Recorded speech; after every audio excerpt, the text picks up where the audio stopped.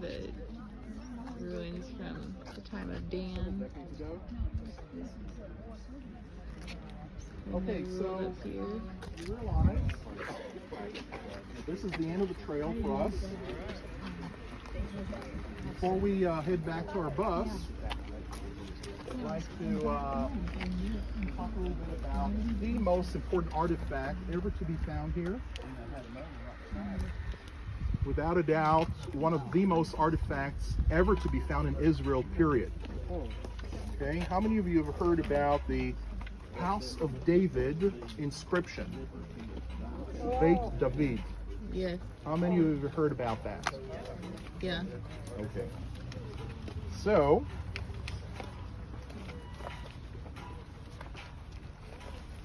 okay, first of all, check out that gate right there.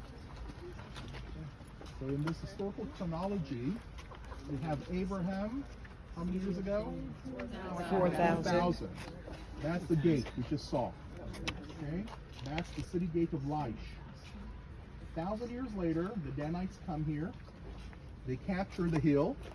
They bury the gate, and sometime later, Ahab will build his new wall and the new gate. So this other group is leaving through the Israelite gate from about 1,000 years after the time of Abraham. So 4,000 years ago, 3,000 years ago. Does this make sense? Yeah. Okay. What can you tell me about the material they used for the construction of these walls of Ahab? Stone. Okay, this is when they started constructing walls using stone. No longer do they use mud bricks. These are the new walls, and this type of a wall is called an offset and inset wall. You see that some part of the face of the wall sticks out, right, for better protection. So this now becomes the new gate, city gate, of the city of Dan. This area here would be outside the city gate. And you see some rubble here. This was the marketplace, and so people would be coming here to shop as they were, on their way inside into the city. And also, you notice a reconstruction of a site of worship. And you see those stones right there. They actually found the foundations of that, and then they reconstructed that to show you what you were to see if you were to visit this city 3,000 years ago. This has nothing to do with Jehovah, folks. Remember, many of the merchants here and the travelers are not even Israelites. They offer offerings to their pagan gods, who are represented by these round stones.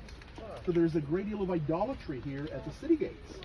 That's exactly something that coincides with the Old Testament.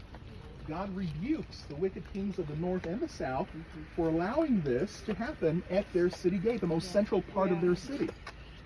Now, in the early 1990s, as archaeologists were excavating this area here in front of the wall, they discovered a broken stela. You know what stela is? It's a big stone, okay, which was used as a sign, typically, okay? And it had an inscription over it. So they had to piece it together to see the full inscription. And apparently that stela and that inscription was left here by the enemy of Ahab, who had defeated Ahab and captured this city. Okay, so we're talking just about almost 3,000 years ago. So Ahab is king of Israel in the mid-9th century BC.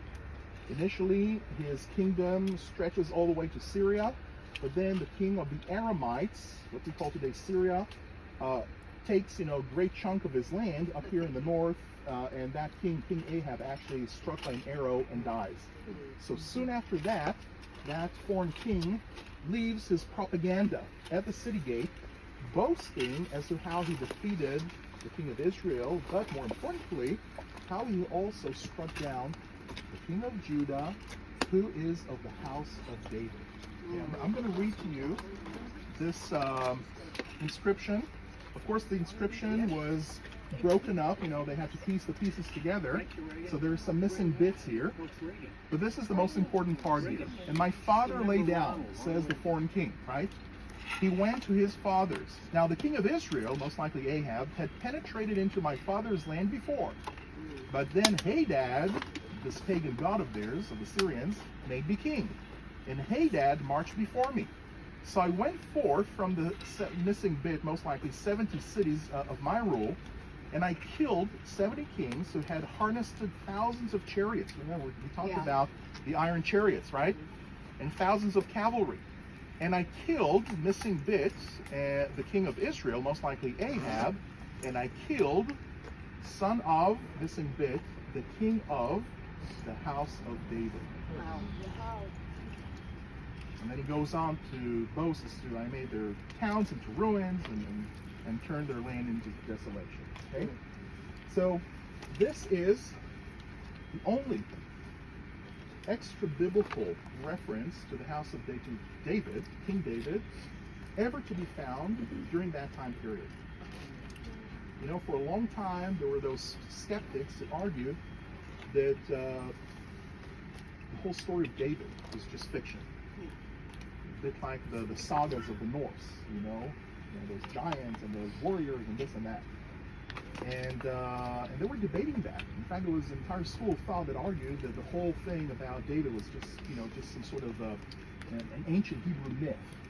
Until they discovered that. An inscription pointing to the house of David from the mid-9th century BC. Folks, it's just a little over a century after the day and age of David himself. So there we have it. Okay? There